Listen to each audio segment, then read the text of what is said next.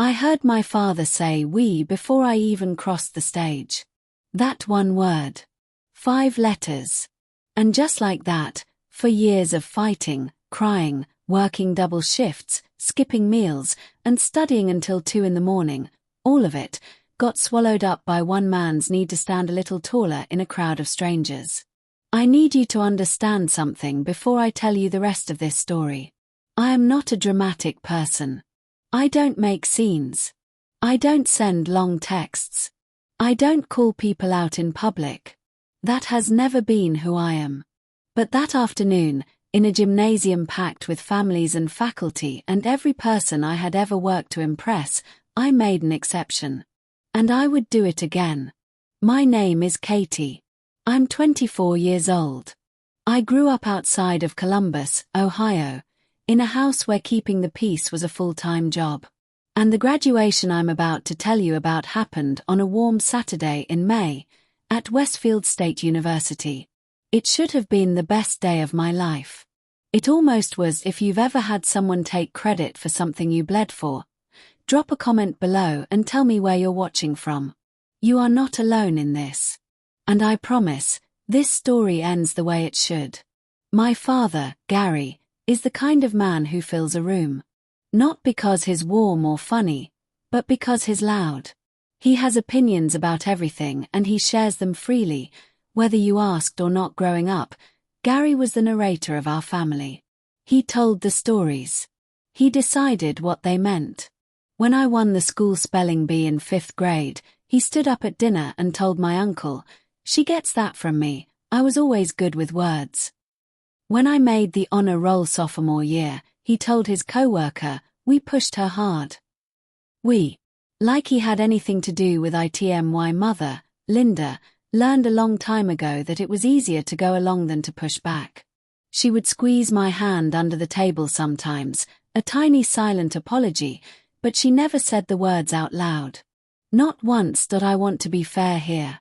Gary was not a monster. He paid the bills. He showed up to things. He was not cruel in obvious ways.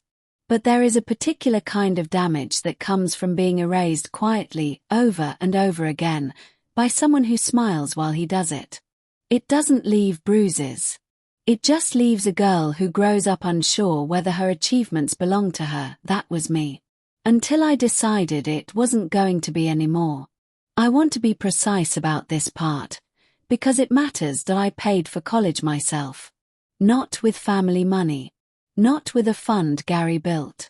I paid with a partial academic scholarship I won on my own merit, 2 part-time jobs I worked simultaneously, one at a coffee shop on campus, one doing data entry remotely, and federal loans I will be paying back until I am 32 years old. Gary contributed exactly $800 across 4 years. I know the exact number because I have the Venmo records. He sent it in 2 payments, both around the holidays, both accompanied by a text that said "proud of you," as if pride was a currency I could spend on textbooks. During my sophomore year, I hit a wall. My scholarship required me to maintain a 3.5 GPA. I had a professor who seemed to genuinely dislike me, and I was failing his midterm. I called home. I told Gary I needed help, not money, just someone to talk to. He was watching a game. He told me I was probably overreacting and that I should just study harder. I didn't call him again for 2 months. I figured it out myself. I went to the tutoring center 6 days a week. I rewrote every paper twice. I finished that semester with a 3.7. Nobody celebrated that but me and my roommate, Dana, who bought a $2 bag of dollar store confetti and threw it at me in our dorm hallway. That confetti meant more to me than anything Gary ever said. But here's the thing about people like my father, the less they do, the bigger the story they tell about it later. And by the time graduation rolled around, Gary had apparently decided that he had been right there beside me the whole time. Every graduating senior got 4 guest tickets. I gave one to my mom. I gave one to my Aunt Renee, who had sent me care packages every single semester. Real ones, with soup and snacks and little handwritten notes. I gave one to Dana's mom, who had basically adopted me on school breaks when I couldn't afford to fly home. And then I sat with the fourth ticket for 2 weeks. I'm not going to pretend I didn't know what I was doing. I was weighing it. I was asking myself whether Gary deserved to be in that room. Whether I wanted to spend the most important day of my academic life managing his energy and watching him take up space. My mom asked me, gently, to include him. She said it would mean the world to him. She said he talked about my graduation to everyone he knew. That last part actually made me feel worse, not better, because I knew what it meant. He had already started telling the story. He was already the hero of it. I sent the ticket. I told myself it was the right thing to do. I told myself I was being the bigger person. I should have trusted my gut. Because Gary RSVP'd within 10 minutes and immediately texted me asking if he could say a few words at the reception afterward. Not if there was a speech. Not offering to help with anything. Just, could he say a few words? I said I'd look into it.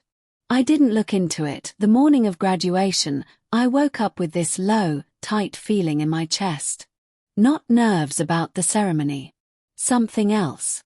A warning I didn't listen to. Graduation at Westfield was held in the main gymnasium, decorated with white and navy bunting. It smelled like floor wax and someone's too strong perfume. The bleachers were packed by the time we processed in, and I remember scanning the crowd until I found my mom's face. She was already crying, in the best way, dabbing at her eyes with a folded tissue she'd clearly prepared in advance. Aunt Renee was waving. Dana's mom was holding a sign that said Dr. Katie someday with hand-drawn stars on it. I laughed out loud when I saw it. And then there was Gary. He was dressed in a blazer I'd never seen before, new, sharp, like he was the one receiving something. He had his phone out. He was already filming. I told myself to breathe. I told myself this was my day and nobody could take that from me. I didn't know yet how hard he was about to try. The ceremony was long and beautiful in the way graduations always are, full of speeches about possibility and futures and the world waiting for us. I felt it, genuinely, every word landed in my chest. Because I had earned my seat in that gymnasium. I had worked for it in ways nobody in those bleachers fully knew. They called my name. Catherine Marie Ellis. Bachelor of Science in Business Administration. Summa cum laude, summa cum laude. The highest distinction. A 3.91 GPA over 4 years, 2 jobs, 1 broken heart, 3 all-nighters before finals I still don't fully remember, and 1 very bad professor who tried to make me quit. I walked across that stage and the dean shook my hand and I held my diploma up and I thought, I did this. Me. Just me. And then I heard it. He shouted it. Loud enough that the people around him turned to look.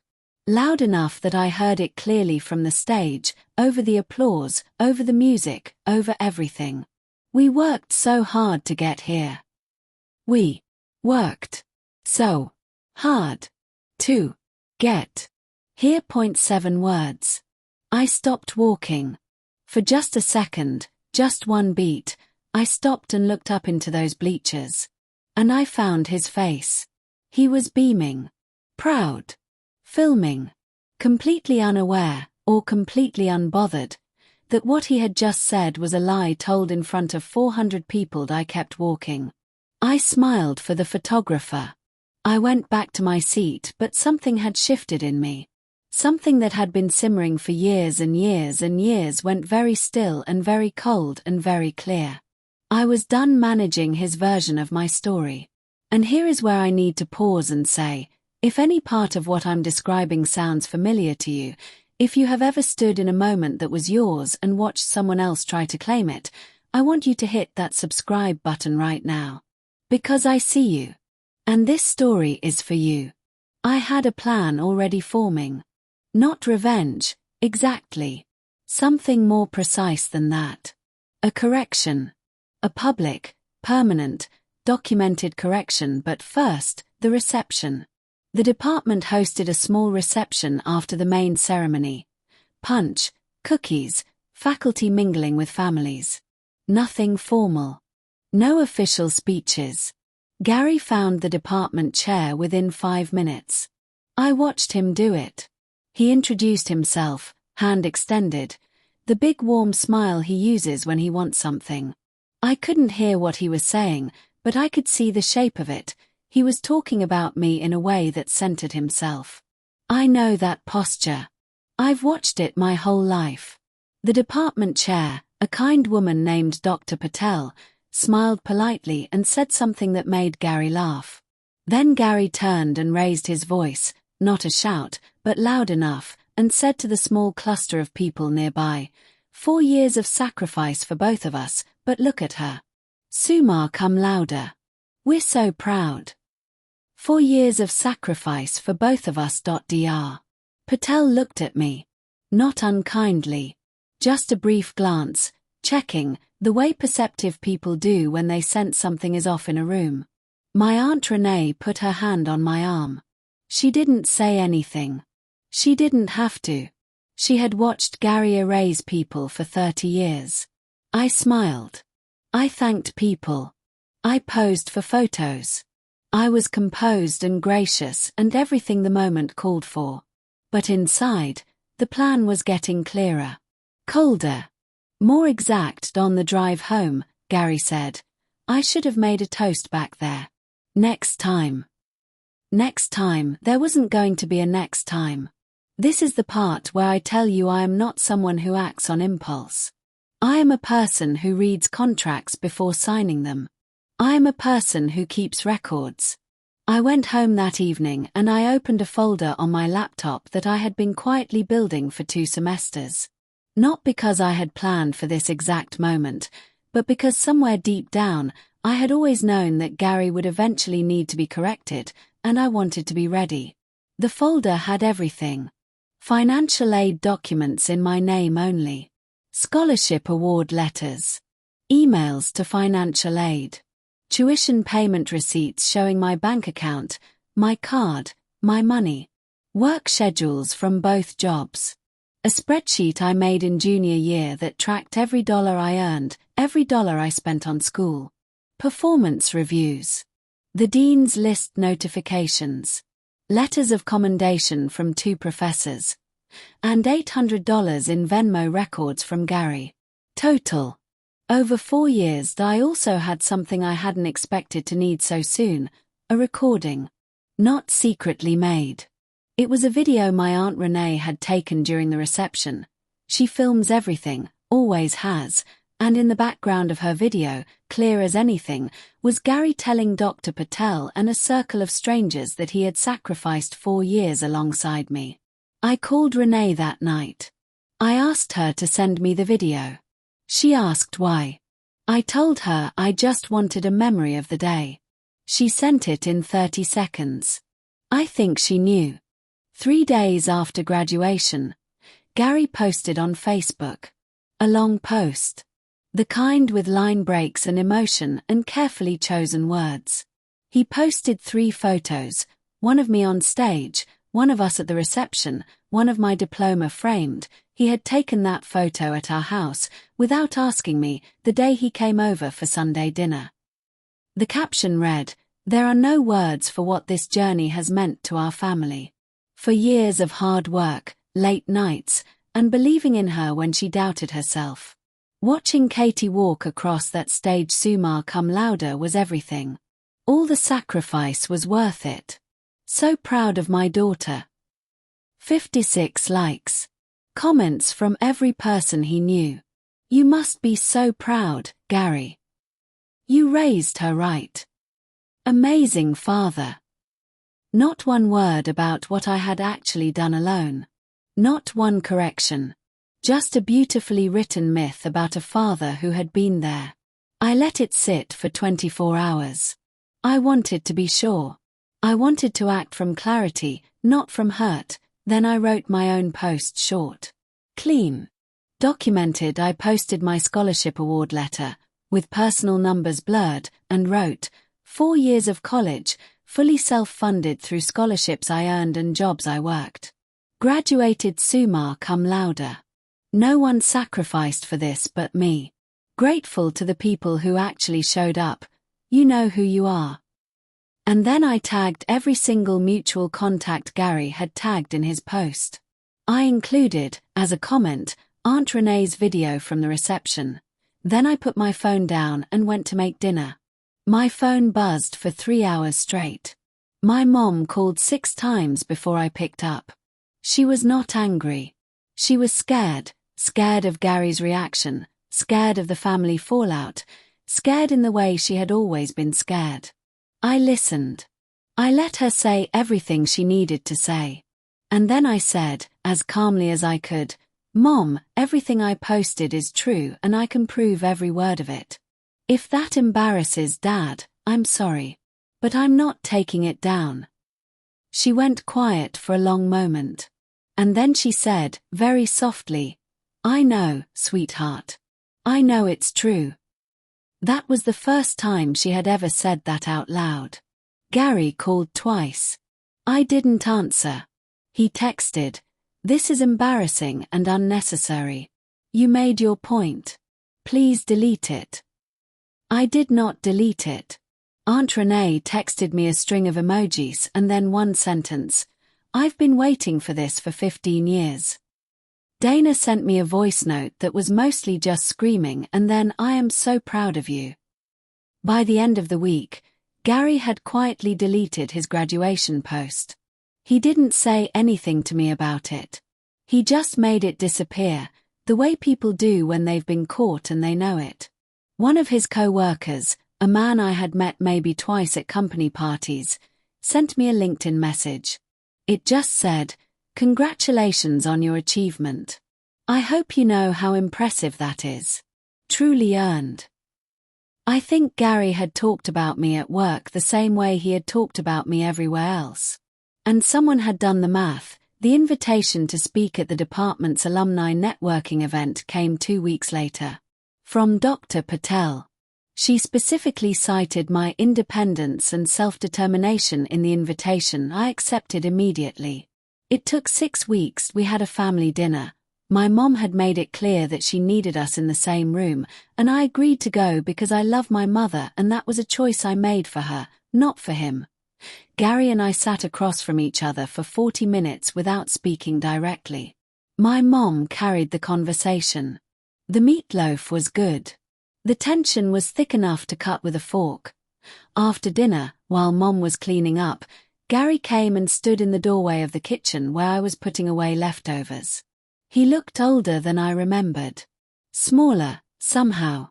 He said, "I shouldn't have said what I said at graduation. Or in the post. I know I wasn't there the way I should have been." It wasn't a full apology. It didn't cover everything. It didn't undo years of erasure or the very specific humiliation of hearing "we" from the bleachers while I was holding my diploma, but it was the first honest thing he had said to me in a long time. Maybe ever. I said, "Thank you for saying that." And I meant it. Not because it fixed everything, but because the truth, even when it arrives late and incomplete, still matters. I went home that night and sat in my apartment. The apartment I pay for alone, in Cincinnati, where I had just started my first real job in operations management, and I let myself feel the full weight of the day. The anger, the grief, the exhaustion, and underneath all of it, something I hadn't expected.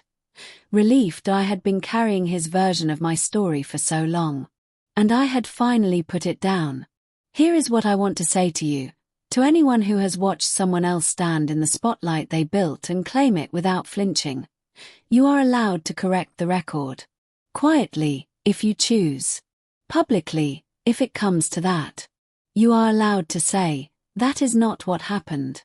You are allowed to let the truth be louder than the lie, even when the lie has been told for years. You do not have to be cruel to be clear. I was not cruel. I posted facts. I showed receipts. I let people draw their own conclusions. And the conclusions they drew were the right ones. Gary is still my father. We are not close, And I have made peace with that. I don't carry resentment the way I used to. It was too heavy, and I have too much to carry that actually matters. But I also don't let him rewrite history anymore. At family gatherings, when he starts a sentence with we, I finish it differently. Gently. Clearly. Without apology. The diploma on my wall has my name on it. Just mine. Catherine Marie Ellis. And every time I look at it, I know exactly what it cost and exactly who paid. If this story hit you somewhere real, if you've been the Katie in someone else's version of your life, I want to hear from you. Leave a comment. Tell me your story. And if you're not subscribed yet, please do, because there are more stories like this one, and you deserve to hear every single one of them. Your achievements belong to you. Every late night, every dollar, every decision you made when nobody was watching, that is yours. Don't let anyone narrate it away from you, not even someone who loves you. Maybe especially not them.